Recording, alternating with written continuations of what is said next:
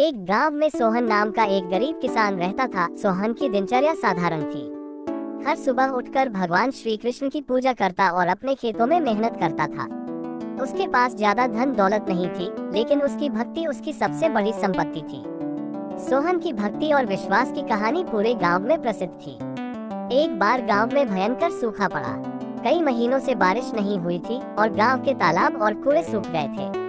खेती करना असंभव हो गया था और गांव वाले भूख से तड़पने लगे थे। लोग हताश होकर भगवान से प्रार्थना करते, लेकिन कोई राहत नहीं मिल रही थी।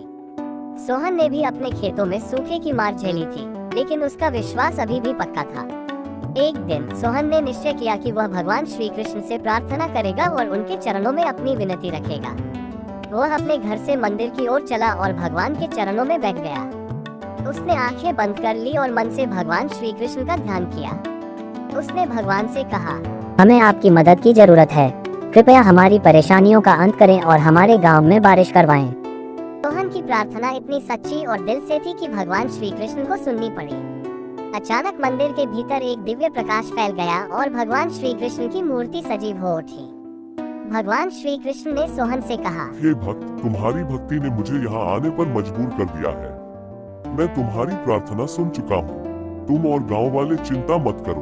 कल सुबह होते ही बारिश होगी और तुम्हारे सारे दुख दूर हो जाएंगे। सोहन की आंखों में आंसू आ गए। उसने भगवान का धन्यवाद किया और घर लौट आया। उसने गांव वालों को भगवान श्री कृष्ण के दर्शन और उनके आश्वासन के बारे में बताया। सभी गांव वाले भगवान की कृपा पर विश्वास करते हुए रात भर प्रार्थना करते रहे। अगली सुबह जैसे ही सूरज उगा, आसमान में बादल छा गए और तेज बारिश होने लगी। गांव के तालाब और कुएं भर गए और खेतों में हरियाली लौट आई। गांव वाले बहुत खुश हुए और भगवान श्री कृष्ण का धन्यवाद किया। मोहन की भक्ति की शक्ति, व्यक्ति की शक्ति और विश्वास ने गांव वालों को दिखा दिया कि सच्ची श्रद्धा और विश्वास में कितनी शक्ति होती है।